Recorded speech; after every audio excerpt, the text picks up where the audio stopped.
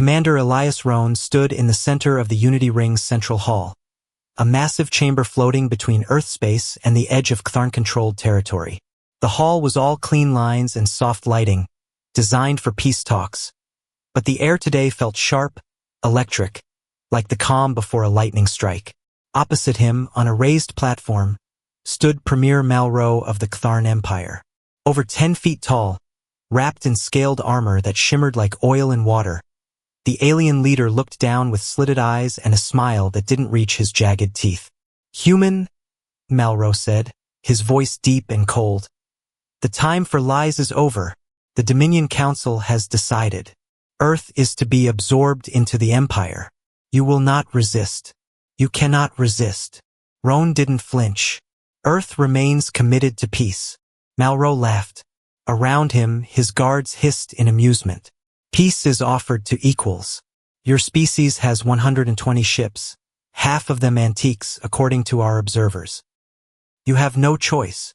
A holographic map bloomed in the air beside him, showing Earth's territory. Blue lights marked planets, colonies, known ships. Red Ctharn icons circled around, outnumbering human forces 10-1. Rohn said nothing. His heart beat steadily, faster than he liked, but not enough to show. Malro's smile faded into something colder. "You have 3 cycles to lower your defenses. If you don't, we will remove them ourselves." Rohn nodded once. "Understood." He turned and walked away without another word, his boots echoing on the polished floor. No emotion showed on his face, but his thoughts were sharp, focused. He passed under banners of different species, symbols of the Peace Unity Ring was built to protect. Now it was just a stage for the Ctharn's latest threat. Inside his private quarters, Rohn locked the door and placed his hand on a panel by the wall. A screen lit up. "Identity confirmed," a calm voice said. "Activate protocol?" Rohn pressed his finger down. "Yes, activate protocol veil." A soft hum filled the room. Lights shifted. Somewhere deep inside the station, an ancient system woke up for the first time in years. Outside, the stars remained quiet. Nothing seemed different, but the Unity Ring had changed. It was no ordinary station. Earth had built it with more than peace talks in mind. Its outer shell was just a mask. Beneath it were the bones of a weapon. Rohn stepped onto the command deck hidden inside the station's core. Screens lit up, showing data feeds, shield status, energy reserves. Personnel hidden across the galaxy were already logging in. This wasn't a diplomatic post anymore. This was the first chess move. He opened a secure channel. "Unity Core online," he said. "Begin the countdown. Let the fleet know it's almost time." Back in the public areas of the station, Ctharn guards moved confidently, unaware. They thought Earth was weak, that the Unity Ring was just a gesture, that Rohn was just a face in a uniform. They had no idea what Earth had really built in the dark. 3 cycles. That's what Malro had given them. But Rohn knew something Malro didn't. Earth wasn't planning to surrender. They were planning to show their teeth. Rohn stared out a narrow viewport at the empty space beyond. Somewhere out there, cloaked beneath the shadows of dead moons and asteroid belts, Earth's real strength waited in silence. Not 120 ships. Not the old rusted things the Ctharn had counted. Thousands. And they weren't just numbers. These were ships built in secret, in hidden places, using tech the Ctharn still believed was theory. They bent light, shifted mass, fought in ways the Ctharn couldn't understand. And soon Earth would stop hiding. He didn't know what would come next. Or something worse. But one thing was certain. The Ctharn thought Earth was prey. They were about to learn just how wrong they were. Behind Rohn, a soft chime sounded. "Commander," a voice said through the comms. "We have movement. One of their fleets just entered range of Far-Reach Colony." Rohn turned. "How many ships?" 57. So Malro hadn't waited. He'd sent a test force early. Perfect. Rohn smiled. Not a smile of joy, but of readiness. "Patch me through to Far-Reach," he said. "It's time we gave them a welcome." He paused for just a second. "And keep Unity Ring in lockdown. If they figure out what this place really is, We don't want them walking out. As his orders echoed across hidden channels, Roan stood tall, one hand resting lightly on the control console. He had spent most of his life preparing for this moment. Let the Empire come. Earth had been underestimated before. It wouldn't happen again. The far-reach colony was quiet. It floated on the edge of human territory, a green and blue world with clean skies, calm oceans, and just over 40,000 people living in scattered cities across its surface. It had no military base, no weapon satellites, only a small orbital station for communications and transport. That was by design. The Ktharn fleet came out of faster-than-light travel just beyond the colony's moon. 57 warships, shaped like blades and colored in dull red, lined up in a perfect battle formation. Their engines glowed dark blue, their weapons powered up. Inside their lead cruiser, Commander Varek of the Ktharn clicked his clawed fingers against the armrest of his throne chair. "Scan the system," he ordered. A young officer responded quickly. One small station, 3 orbital transports. No warships. No defenses? Varek asked, surprised. The officer checked again. Nothing we can detect. The humans are unguarded. Varek leaned forward. Good. Begin approach. Tell the colony to surrender. The Ktharn thought this would be easy. A simple sweep. A scare. A message to Earth. But they didn't notice the small blinking signal coming from the colony's sun-facing orbit. A single probe, no bigger than a briefcase, had been waiting in silence. Now it sent out a burst of light. Far across the solar system, in the shadows of a quiet asteroid field, 6 human ships received the signal. They had no visible engines, no glowing parts. Their black hulls seemed to eat light. They didn't appear on scanners. They didn't even show heat. These were Ghost-class interceptors, the most advanced ships Earth had ever built. They were never meant to be seen, only felt in the last seconds before destruction. Commander Alarichan sat in the cockpit of the UES Wraith, her helmet on, hands steady. Her squad had trained for this for years, but this was their first real mission. "All ships form up," she said through the comm. "Targets confirmed," came the reply. 57 Ktharn vessels. Full combat posture. "Weapons cold until phase sync completes," she reminded them. The ships moved as one, silent and invisible, toward the Ktharn fleet. They phased between short distances, skipping through folded space, never leaving a trail. To any outside observer, nothing was there. Back at the colony, alarms began to sound. The orbital station lit up, and citizens were moved to shelters underground. But there was no panic. The people of Far-Reach knew this day might come, and they knew Earth was ready. Varek watched from his ship's bridge as the human station went dark. "They run," he said with a laugh. "They think hiding will save them." But then something odd happened. One of his cruisers, KDV Wrathcaller, jerked sideways, like it had been pulled. A moment later, its hull bent inward with a terrible groan, folding in on itself like crushed metal. "What was that?" Varek shouted. "Unknown commander," his officers yelled. No heat signatures, no visible projectiles. Then another ship vanished from the sensors. And another. The Ktharn fleet tried to adjust, but the attacks were too fast, too strange. Gravity pulses came from nowhere, tearing engines apart and spinning ships off course. Beams of compressed force struck hulls and made them implode without fire or sound. On board the UES Wraith, Alarichan gave the next order. "Phase in. Let them see us now." Suddenly, the 6 Ghost-class ships shimmered into visibility, surrounding what remained of the enemy fleet. Their forms were sleek, dark, unlike anything in the known galaxy. No weapon ports, no engines. Just smooth, terrifying silence. Varek stared in shock. "Where did they come from? How?" "We still can't lock on," cried one of his officers. "Their energy signatures change faster than we can track."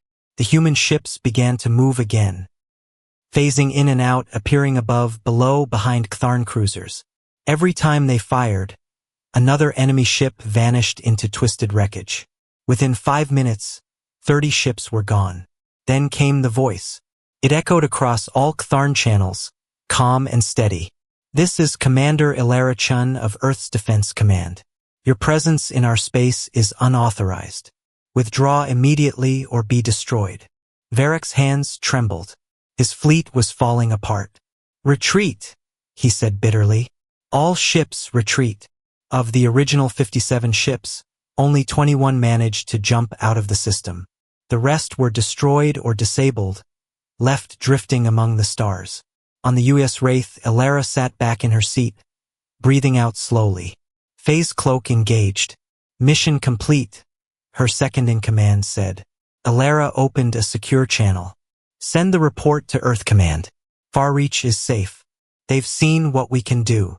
Back on Earth, Admiral Rhea Norcross read the message with a hard expression. "They took the bait," she said. Commander Roan, standing beside her, allowed a small smile. "Good. Now let's show them the rest of the game." Admiral Rhea Norcross stood on the bridge of the UES Vanguard, Earth's Deep Space Command ship. Around her, the crew moved with quiet purpose. Every console hummed softly, every screen filled with data. The report from Farreach had arrived just minutes ago, and she had already watched it twice. She didn't smile. "Not yet." "They ran," said Commander Roan, standing next to her. "Fewer than half made it out." "They won't forget it," Norcross said. "And they'll be back," Roan added. "Of course," she replied. "Now they'll take us seriously." She turned toward the large central display, where the map of human space glowed in shades of blue and white. The Ctharn Empire surrounded it on two sides, like a jaw slowly closing. "Time to make our next move," she said. She tapped a control panel, opening a private link. "Bring Project Echo online." Across the solar system, in a forgotten orbit behind Neptune, something stirred. A large structure floated in the shadows. Silent, cold, covered in layers of stealth coating. It looked like an asteroid, but it wasn't.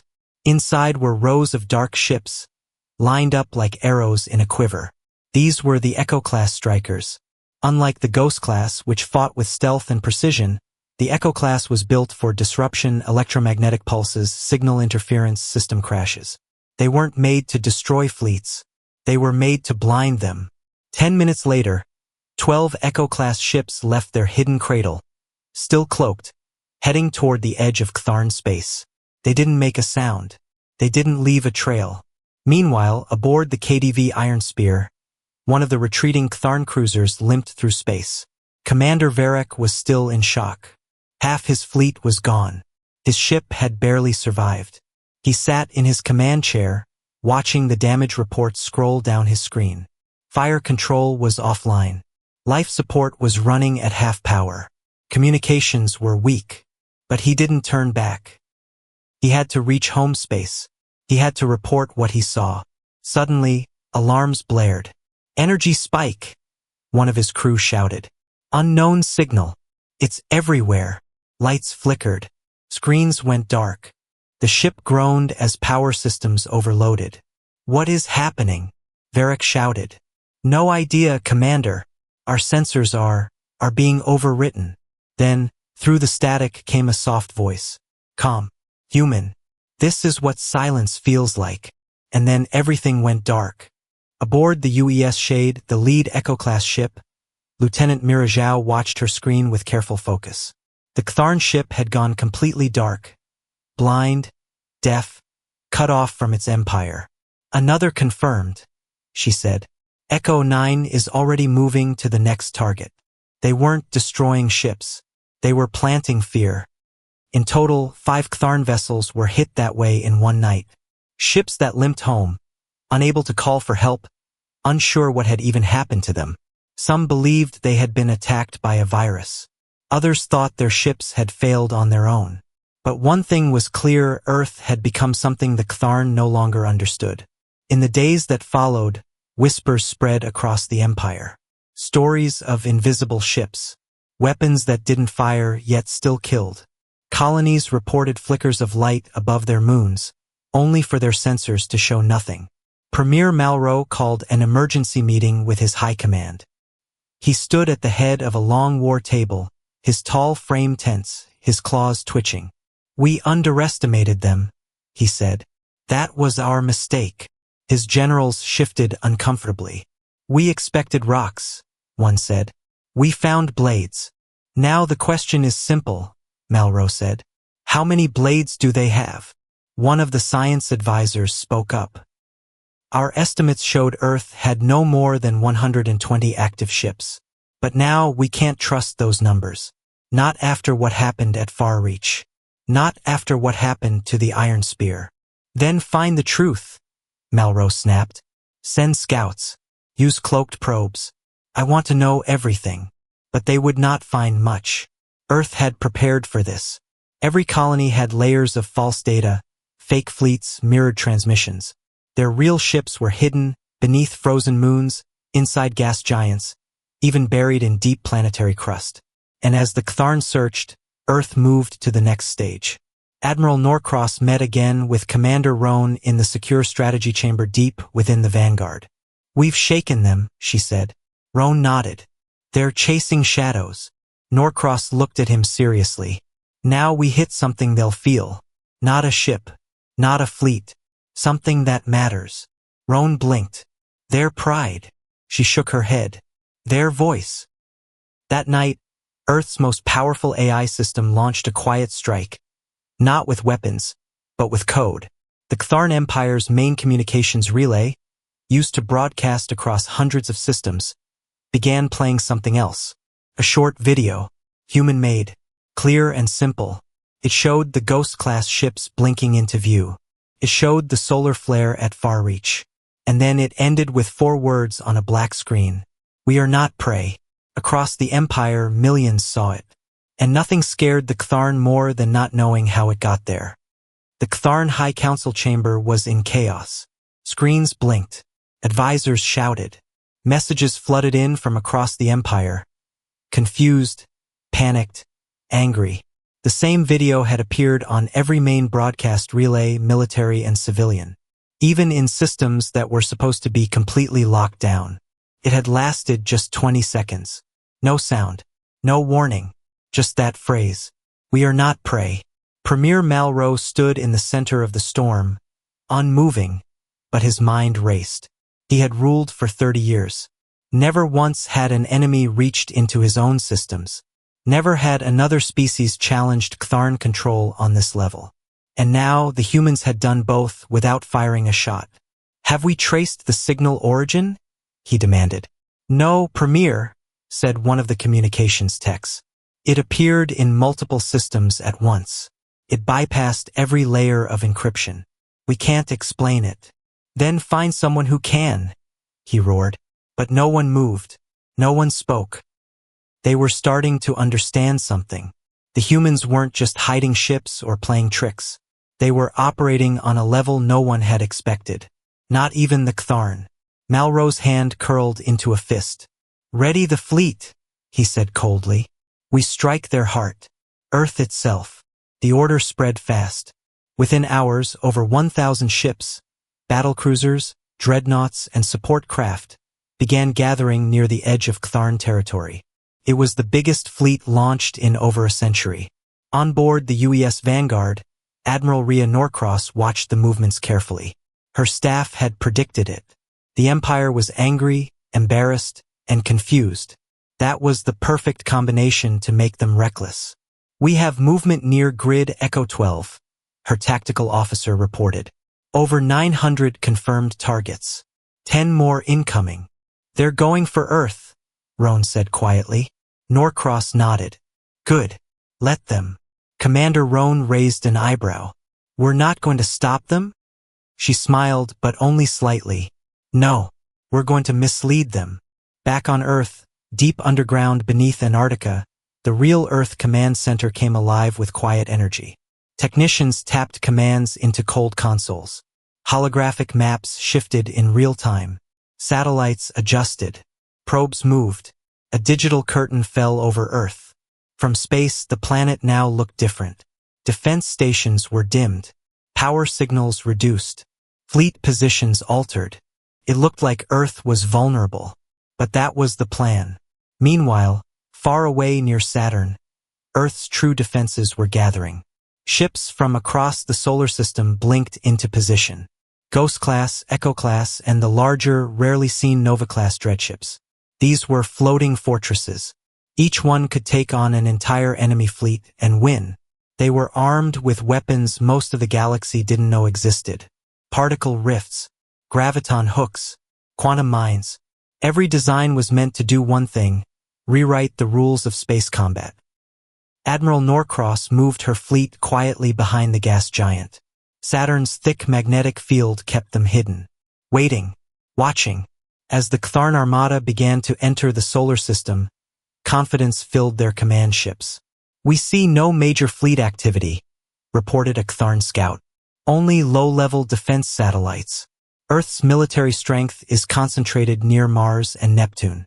We believe this is their core weakness." Commander Jex, leader of the fleet, grinned. "Perfect. Begin final approach." They crossed Jupiter's orbit, and that's when everything changed. The space around them shifted. Not exploded. Not attacked. Shifted. Stars twisted out of place. Gravity readings spiked wildly. Ships lost balance. Engines fired off course. Within seconds, the neat Ctharn formations turned into a scattered mess. "What's happening?" Jex shouted. "No idea," a panicked officer responded. "It's like space is folding." Then, just ahead, massive ships appeared. They didn't warp in. They formed into view, like ghosts stepping out of a mist. Dozens of Nova-class dreadships. Silent. Still. Armed. Behind them, hundreds of Ghost and Echo-class vessels followed. Commander Jex froze. He had never seen ships like these. No visible weapons. No lights. No sound. Just cold confidence. The human flagship stepped forward, UES Radiant Abyss. Sleek, dark, and glowing faintly blue. Admiral Norcross appeared on every Ctharn screen, her voice clear and sharp. "You came for Earth," she said. "You found something else." Then her image disappeared, and the battle began. But not the way the Ctharn expected. Their missiles bent away. Their beams scattered. Nothing hit. Meanwhile, human ships phased into their ranks, attacked, and vanished again before being seen. Some Ctharn ships were pulled sideways by artificial gravity. Others imploded from within. The Nova-class dreadships didn't even need to fire often, just being present disrupted sensors and tech acros. The area. Commander Jex screamed for order, but it was too late. In the span of 20 minutes, over 300 Ctharn ships were lost. Another 200 fled in panic. Only half the fleet remained, and they were surrounded. Jex opened a channel to retreat.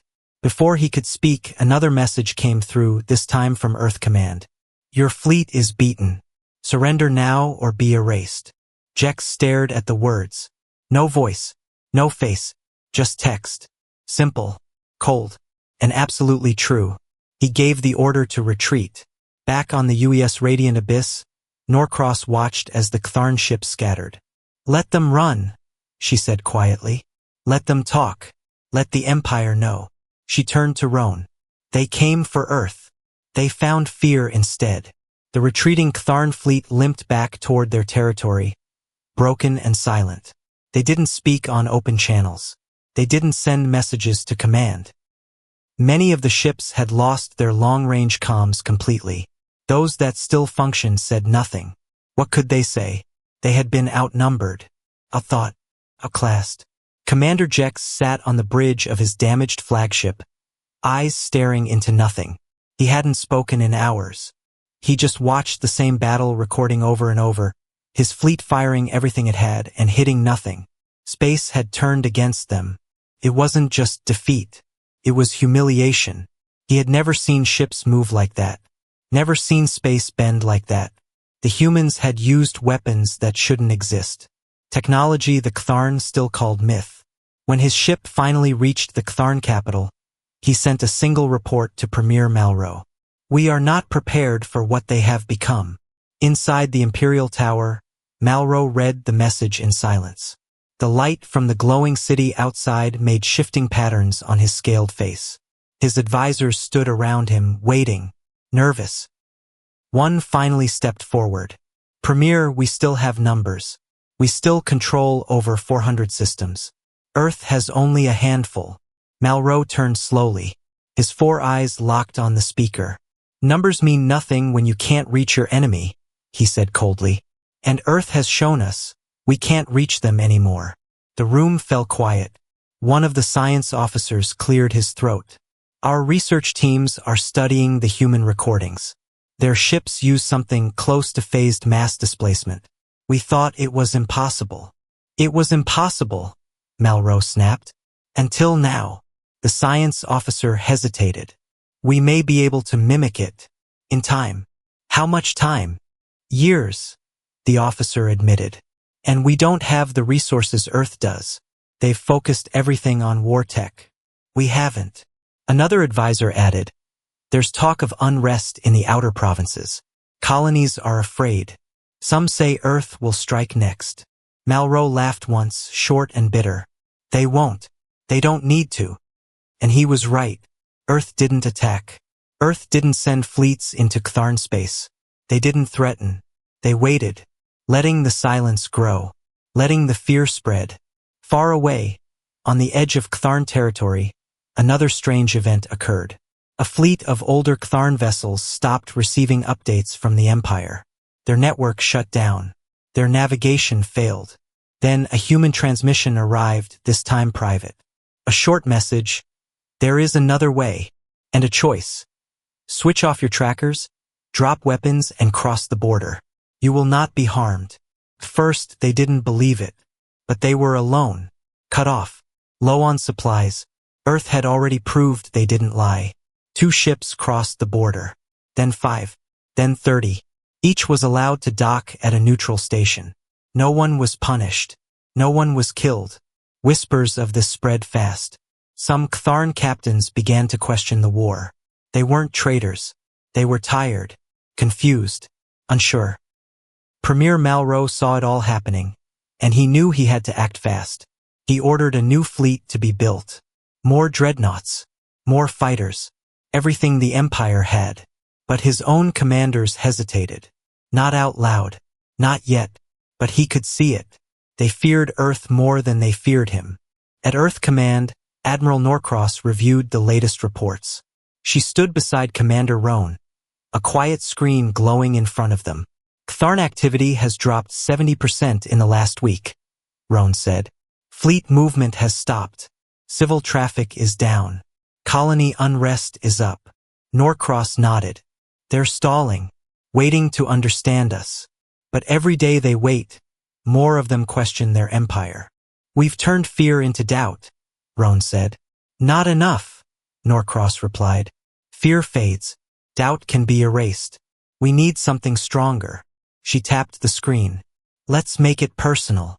That night, across 300 Ctharn systems, a new message appeared. It didn't use human voices. It didn't use Earth languages. It was recorded by a Ctharn defector, a well-known captain. His face appeared on millions of screens. His words were clear. I fought the humans. I saw what they can do. Not just their weapons, but their minds, their control, their restraint. They could have crushed us, but they didn't. They chose to show us instead. That takes strength. Real strength. I was loyal to the Empire, but now I choose something else. I choose freedom. Then the screen faded to black. No music, no flag, no threats, just silence. And that was louder than any war cry. In the cold, silent void near Europa, something stirred. The moon's icy crust cracked in a pattern too perfect to be natural. Then, from deep beneath the surface, a shape rose. First one, then many. A dozen dark ships, each the size of a city block, emerged from the frozen ocean below. They didn't roar. They didn't shine. They glided. These were the Arkships, Earth's last line, its greatest secret. For 30 years, they had slept under the ice, powered down, shielded, hidden from every known scan. Even most humans didn't know they existed. Now they were awake. Commander Roan stood aboard the UES Titan's Reach, the lead Arkship, watching through the forward viewport. The ship didn't feel like a ship. It felt like a mountain that had chosen to move.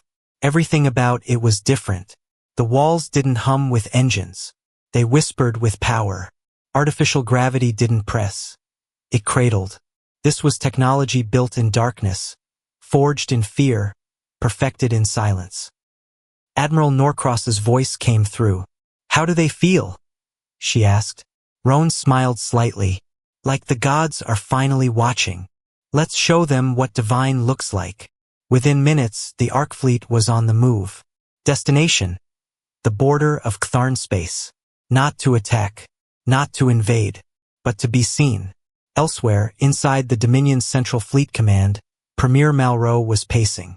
Reports were flooding in, new ships spotted near Europa. Unidentified, but clearly human. "Size estimates?" he asked. 2 to 3 times our biggest cruisers," one officer answered. "Design unknown. No heat signature. No engine trails." "And how many?" "Too many," the officer said quietly. Malraux slammed a fist onto the table. "Why now?" he growled. "Why show them now?" "They want us to see them," said one of the generals. "They want to remind us." Malraux's eyes narrowed. "No," he muttered. "They want to end this without firing another shot." The general hesitated. "Is that a bad thing, sir?" That question, simple, small, hung in the room like a weight. And Malraux said nothing. Across the galaxy, the ripples spread. Images of the Ark fleet leaked into black markets, rebel channels, and foreign observatories. Even planets not aligned with Earth saw the towering ships and paused. If this was Earth's final weapon, what else had they built? In the middle of all this, something else happened. Something unexpected. A Ktharn colony governor contacted Earth Command directly. No threat, no demand, just one sentence. "We're ready to talk." Admiral Norcross stared at the message on her screen. It came from Vekara, a mid-sized colony known for shipbuilding and hardline loyalty to the Empire. "Is it a trap?" Roan asked. "Maybe," Norcross replied, "but it could be something more." She opened a channel to Earth's Ambassador Corps. Time to send a message back. 30 hours later, a human diplomatic ship entered Vekara space. Alone. No escorts. No weapons visible. The colony allowed it in. On the surface, in the central dome, the Ktharn governor met Earth's diplomat. A young woman named Rena Sol. She wasn't a warrior. She wasn't a spy. She simply walked in, shook the governor's hand, and sat down. "You're not afraid?" the governor asked. "No," Rena said. "We don't bring fear. We bring choice." They spoke for 3 hours. Then the governor stepped in front of a camera and said something no Ktharn had ever said publicly. "We declare independence from the Dominion. From now on, Vekara is a free world." It echoed across the stars. In just a few days, 4 more colonies followed. Then 7. Then 10. Some left quietly. Others made loud speeches. But all of them said the same thing. "We choose freedom." Premier Malraux watched helplessly. His ships were still powerful. His empire still large. But control was slipping through his fingers. "They are not fighting us with guns," he muttered. "They're fighting us with truth." One of his aides stepped forward. "Sir, the council is asking for a meeting, a real one, with Earth." Malraux looked at him for a long time. Then he nodded. "Fine," he said. "Set it up. But I'll speak for us." On board the UES Titan's Reach, Commander Roan received the update. He smiled, but only for a second. "It's starting," he said. Admiral Norcross replied through the channel. "Not the war," she said. "The end of it." She stared out the viewport, where the Ark fleet floated quietly, no longer hidden. They had built these ships to win a war. Now they would use them to win peace. The grand hall aboard Unity Ring shimmered with light. Dozens of flags and banners hung from the walls. Some human, some alien, some new. Delegates from over 50 worlds gathered in rows, speaking in low voices, waiting for history to begin. At the front of the hall stood a long table. On one side sat Earth's leaders, Admiral Rhea Norcross, Commander Elias Roan, and Diplomat Rena Sol. Their uniforms were clean but simple. No gold. No medals. Just calm focus. On the other side stood Premier Malraux, surrounded by members of the Ctharn High Council. His shoulders were tense. His jaw tight. But he was here. That meant everything. Everyone was silent as the lights dimmed and the holographic recording system activated. This wasn't just a meeting. It was being shared across every known communication net in the galaxy. Norcross stood. "Premier," she said calmly. "Thank you for coming." Malraux didn't nod, didn't smile, but he answered, "We came because the alternative is worse." There were a few murmurs in the crowd, but no one interrupted. "You've won battles," he continued. "Broken fleets, spread fear. Now you want peace. Why?" Roan spoke now. His voice was even. "Because peace lasts longer than fear. Because control is a cage and cages break. Because sooner or later, someone like us was always going to stand up." Malraux narrowed his eyes. "You lied. For years. Hid your strength. Why should we trust you now?" Rena Sol stepped forward. "We hid because the galaxy rewards weakness with chains. You showed us that. So we played along, until we could choose something different." She placed a simple silver tablet on the table. "This," she said, "is the Accord of Unity. It ends empire. It begins cooperation." Malraux looked down at the document. It wasn't long. Only one page. But every line was heavy. No one would rule by force. Every world would choose its own path. Military power would be limited. Tech would be shared. Disputes settled by council, not war. It wasn't a treaty. It was a new way. Malraux didn't touch the tablet. "You built weapons to shatter stars," he said. "Do you think that makes you righteous?" "No," Norcross replied. "It makes us responsible." That line silenced the room. Roan leaned forward slightly. "This isn't about who wins. We've already shown what we can do. But we'd rather build than destroy. We'd rather talk than fight." Malraux looked around the hall. His eyes stopped on the alien flags. On the other Ctharn delegates, some of whom now stood with Earth. And then, slowly, he placed one clawed hand on the tablet. "I will sign," he said, "because I have no other choice." "No," said Rena. "You do have a choice. That's what this moment is." He paused, then nodded once, and signed.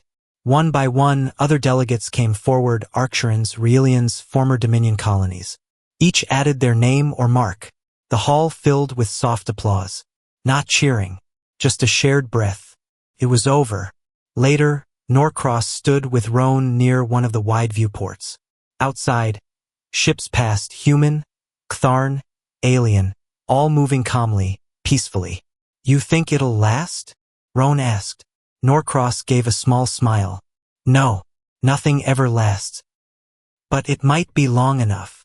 "Long enough for what?" "For the next generation to grow up without war." He nodded. They stood in silence for a while. In another part of the station, Rena Sol met with a group of young Ctharn students. They asked questions about Earth, about human cities, about the ships that moved like shadows. She told them stories, not of battles but of how humans had once fought each other, how they nearly destroyed their own world, and how they finally chose a different path. "Why didn't you conquer us when you could?" one asked. She smiled gently. "Because that's not strength. That's fear with a crown. Real strength is choosing not to strike." On Earth, people watched the broadcast and wept. On Ctharn worlds, some cursed the changes. Others celebrated. But most simply paused and wondered what the future might hold. The Ark fleet was not dismantled. It remained silent and still, hidden once again. Not out of fear, but readiness. Humanity didn't believe in pretending to be weak anymore. They believed in being ready, being wise, and when needed, being feared for the right reasons. The galaxy had changed. And it all began with one lie. One beautiful, strategic, dangerous lie. "We are not prey." Now, no one would ever forget it.